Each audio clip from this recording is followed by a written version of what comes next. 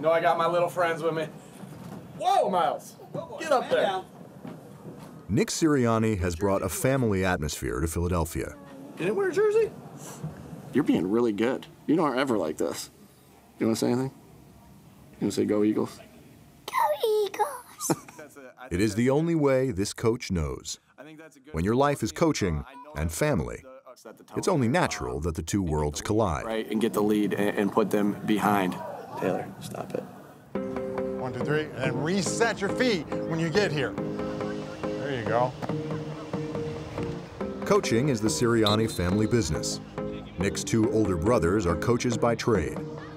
Hey, throw it, sack! All three Sirianni brothers grew up watching and eventually playing for their dad, Fran, a longtime football coach in Jamestown, New York. Some people learn how to coach when they start coaching. Some people learn how to coach when they're playing, but we got to learn how to coach and the joys of coaching while we were growing up. I literally learned how to walk in that gym. You know, my dad would take us to all those practices and stuff and put us in the, that walker. And we locked us in there. We had a gym growing up. It was a great experience for us, and we want our families to experience that too. I found great pleasure in coaching, and hopefully Amy did as well. You know, the time commitments that I had to make, she had to pick up the slack a little bit. He was a track coach for 46 years. I had food poisoning for a track meet my senior year. He's like, all right, I don't need you to win everyone, but I need you to compete and at least take third in all these events. So I'd throw up, run down the runway, land in the pit, throw up again, walk back, do all that again, and you learn to compete. You get pushed, you have your coach pushing you, but that's also your dad. Anyone who has had a parent coach can relate to the struggle. For Nick, having a father coach and two older brothers gave him an intense desire to compete. It's the second time that's happened. Go get it. One, you're getting beat up, but two, you're also trying to, when you have older brothers that are successful like these two are, you're trying to compete with them in everything. First of all, you're always vying for attention. Like that shirt. Like this shirt, yeah. Right. We had a basement basketball court, and you kept dunking on me like hard. I must have been Jacob's age, 8, and you're what, 6 years older than me? Yeah. You're 14 dunking on an 8-year-old, you felt good. So, I did feel good. And I took a charge and basically undercut you. And you were like, what the heck? But I was bleeding, I had to get stitches there. Dallas! I got a lot of reps of competing. Talk in and out of the huddle! My wife and I, we were playing games at one of our friends' house, and I got a little too competitive, and she looked at me, she's like, what are you doing? And I was like, I'm sorry, I can't just turn it off. That's just who I am. Sorry.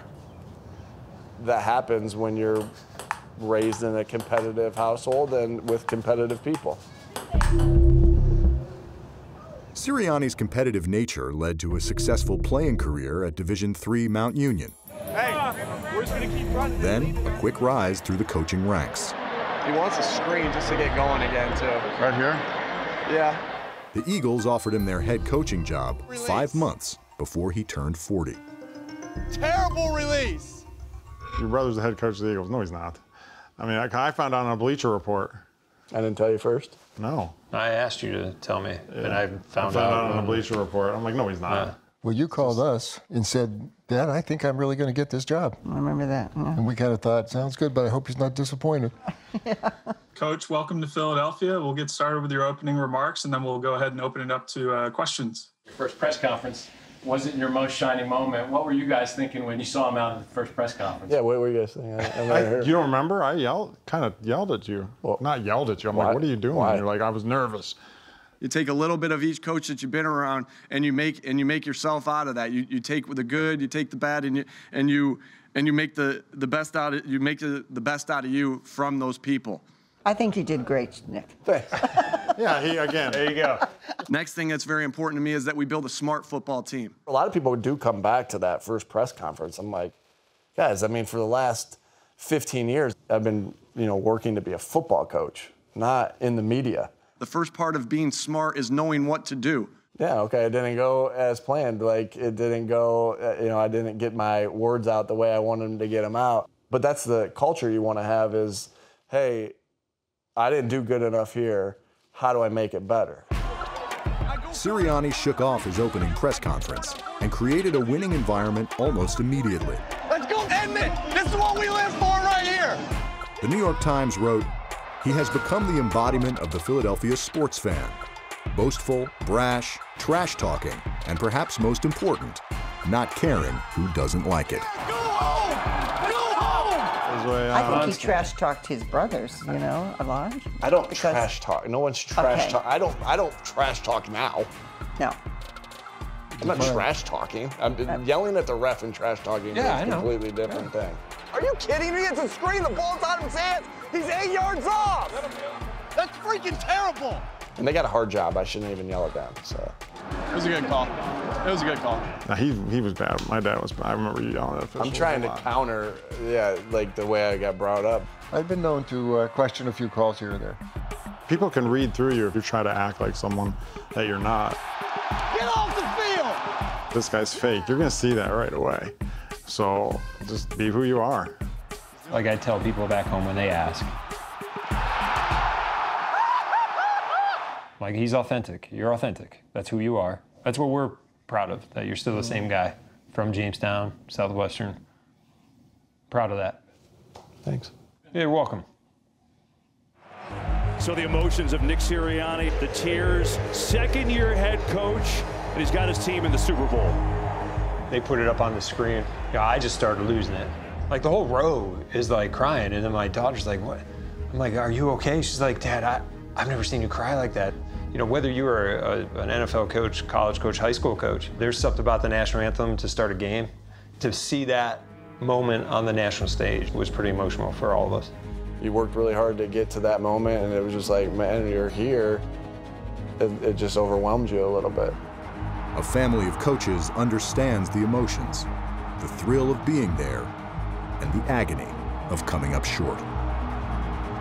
It was such a big stage, and I coached at the smallest collegiate level. To me, it was just, it took me a while to get over it. I mean, I'm not over it.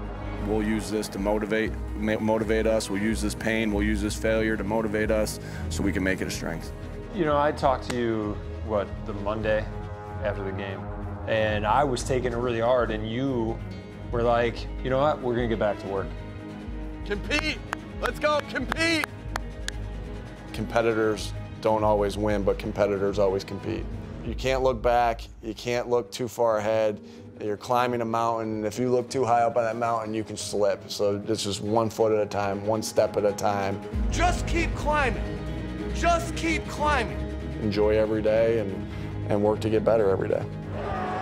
Sirianni has the Eagles primed for another run with his metaphors, unapologetic brashness, and his dedication to the family business. Either of you guys think you could coach on the staff for Nick? No. I can answer that question. You could. I could Not do a it. chance. You could. He can't These do two, it. I no, can do they it. could not. I would Maybe Jay. look forward to yelling at him.